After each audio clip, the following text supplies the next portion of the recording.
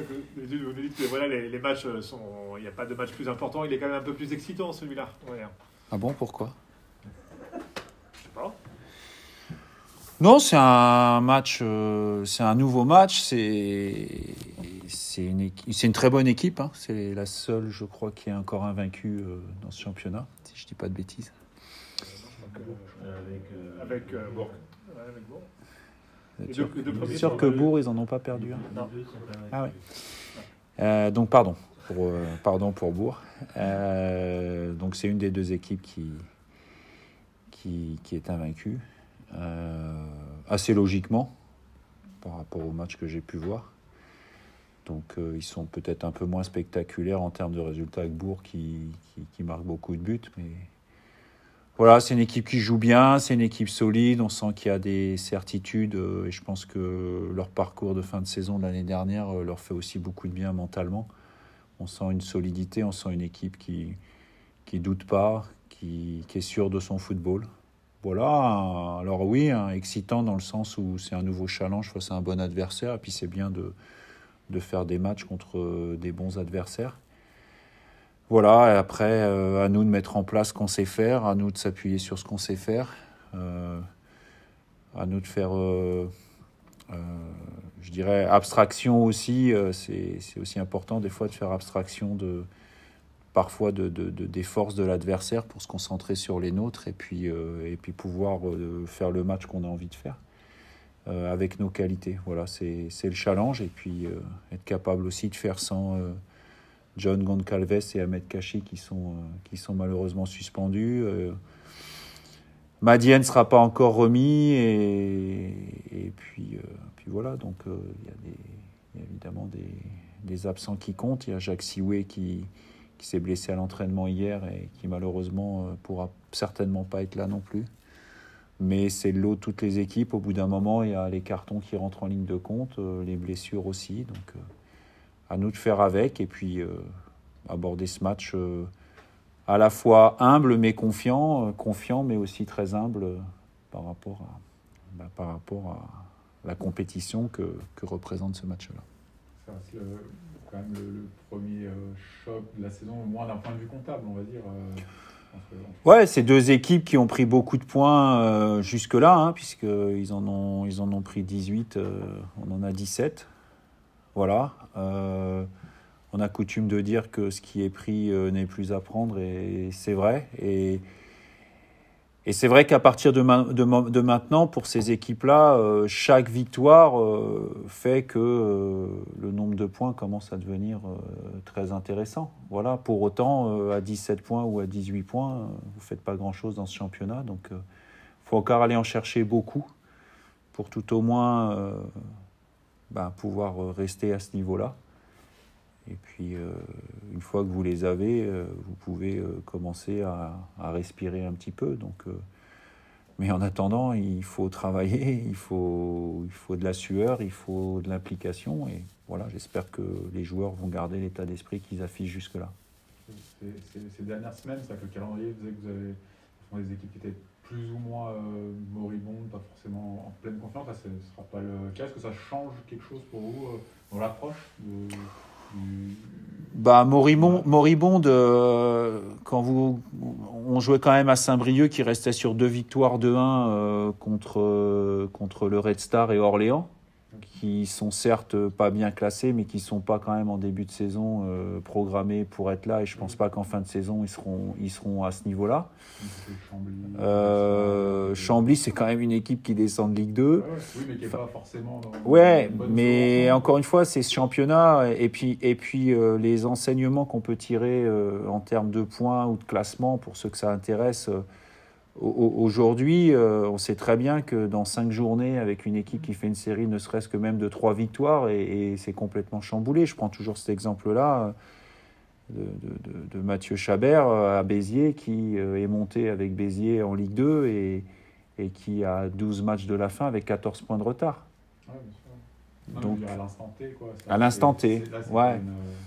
Mais l'instant T, regardez Laval, ils avaient des difficultés en début de saison, et puis là, ils gagnent 3 ou 4 fois de suite, et puis ils se retrouvent juste derrière le peloton avec 14 points. Donc, Nous, ce qui est intéressant, comme toutes les équipes, comme Villefranche et Bourg, c'est d'avoir pu enchaîner des victoires. Et c'est sûr que quand on enchaîne les victoires, ça permet d'avancer. Et c'est ça qui est intéressant.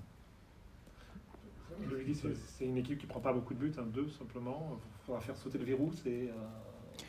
C'est une équipe qui ne prend pas beaucoup de buts parce que c'est une équipe qui a une bonne possession du ballon. C'est une équipe qui va vers l'avant quand même s'il y a eu beaucoup de matchs avec un seul but d'écart.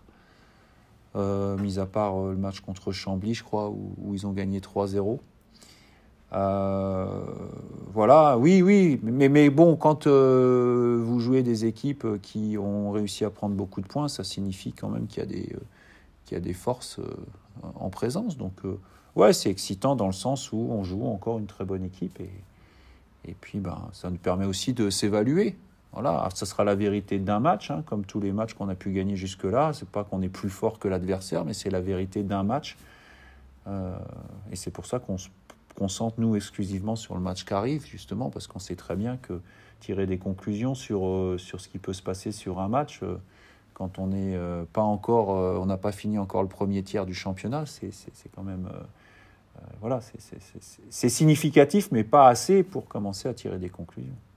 Tu t'attendais à ce que Villefranche fasse ce début de saison? C'est vrai qu'ils ont perdu quand même quelques joueurs un peu clés de leur belle fin de saison dernière. Est-ce que tu t'attendais à les voir quand même être dans la continuité, en tout cas en termes de résultats? C'est vrai qu'ils ont perdu des joueurs importants. Ils ont perdu quelques joueurs, mais ils en ont quand même quelques-uns qui étaient présents pour les barrages.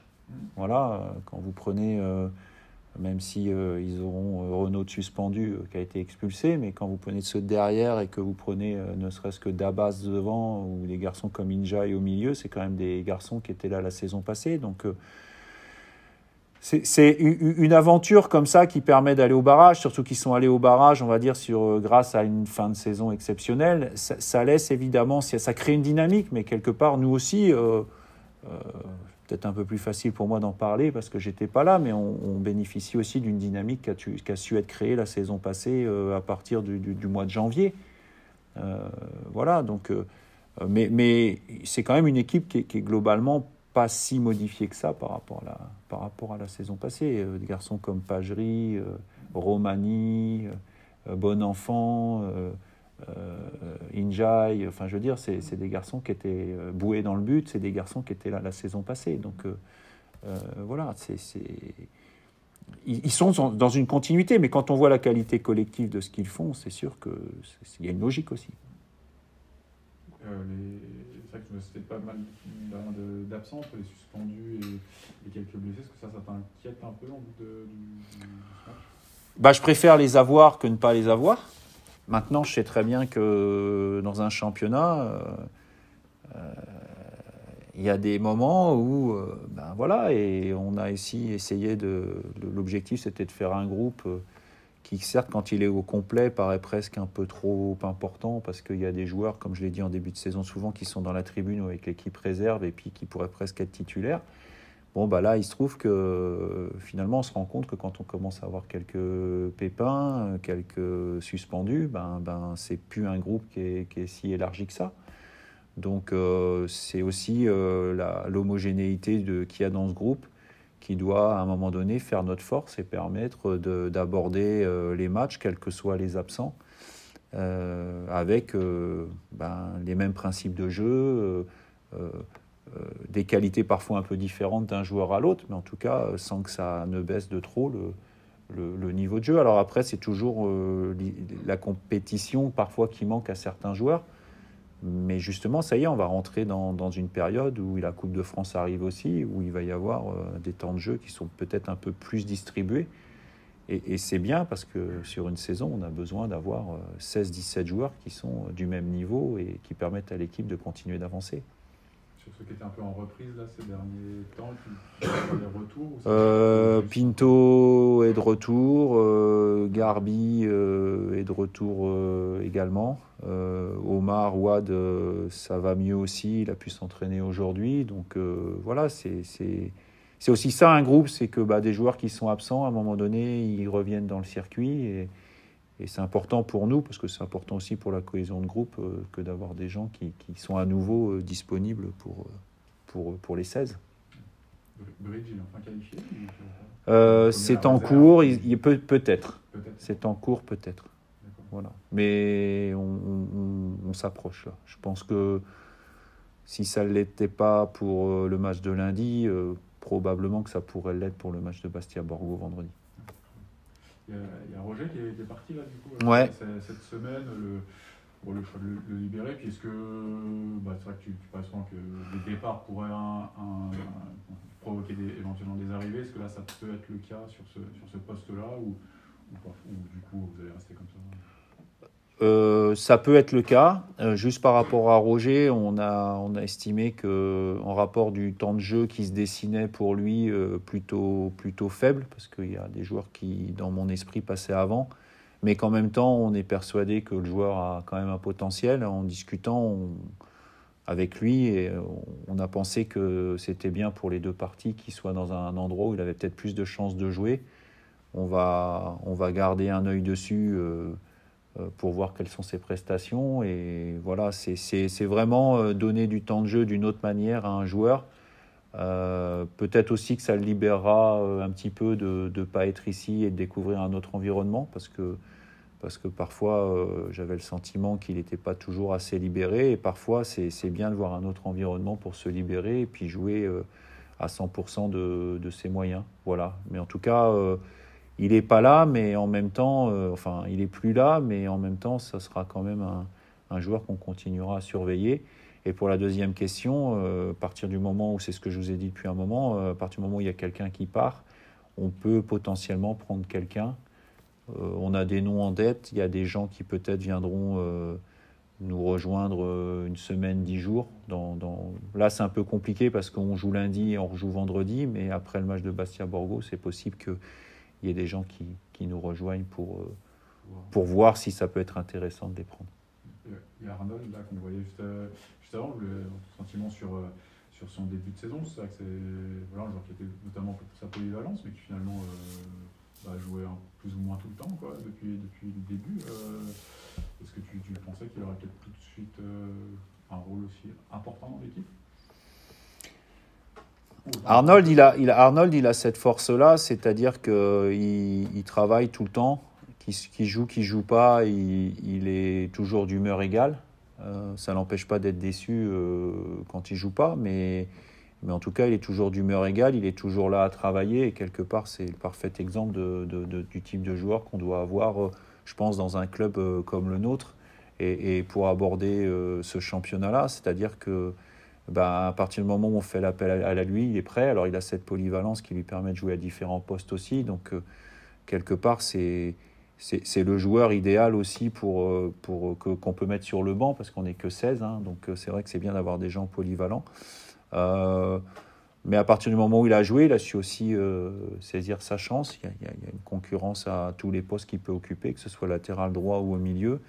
Voilà, donc pour l'instant il joue, je pense qu'il est content de jouer, à lui de garder le niveau de performance pour continuer à jouer, et puis ça permet aussi de booster ceux qui sont au même poste, et puis ça permet aussi de booster ceux qui pour l'instant jouent un peu moins, mais qui se rendent compte que je rajouterais par exemple Madienne qui a peu joué ou moins joué qu'Arnold, mais qui, après avoir joué un match avec l'équipe réserve, s'est retrouvé titulaire la semaine d'après à Orléans avec 2 passes décisives. Donc c'est bien aussi que les joueurs voient que d'un week-end sur l'autre, c'est pour ça que moi je parle vraiment que de week-end par week-end, c'est parce que véritablement d'un week-end sur l'autre, on sait pas ce qui peut se passer. Voilà, parce qu'une séance d'entraînement, un match, une expulsion... voilà, il y a des choses qui peuvent arriver et à ce moment-là, il y a des plans sont un peu différents. Donc voilà, on se concentre sur ce qu'on peut à peu près maîtriser, et en termes de timing, ce qu'on peut maîtriser, c'est, on va dire, le match. Et encore, quand vous jouez du vendredi au lundi d'après, finalement, vous apercevez que vous maîtrisez encore moins de choses, parce qu'il y a presque 10 jours, et là, c'est plus difficile aussi. Et donc un peu superstitieux. Non, alors oui, on l'est toujours un peu, mais on parlait de ça hier dans le vestiaire avec le staff. Vous savez, après c'est une question aussi vocabulaire, d'expression. Comme vous savez, moi j'ai travaillé 3 ans au Canada et dans le sport nord-américain, ils parlent beaucoup de routine. Et quand vous parlez de routine, ils utilisent ce mot-là. Bon, je vous passerai avec l'accent anglais, mais et c'est vrai, quand on parle de routine en France, c'est un côté presque un peu péjoratif, la routine. On va dire, on tombe dans la routine, etc. Alors que la routine, dans le vocabulaire nord-américain, c'est quelque chose de... Enfin, les grands champions, ils vous parleront tous, c'est quasi obligatoire d'avoir une certaine routine. Voilà, et c'est important pour eux. Voilà, donc je parlerai plus de ça que de superstition, même si forcément derrière ça, il y a toujours un peu de superstition aussi, mais c'est plus du conditionnement pour être bien que des tocs ou des choses comme ça. Donc, votre routine d'avant-match, vous, c'est quoi? Ouais, elle n'est pas très importante, la mienne. Celle qui est importante, c'est celle des joueurs.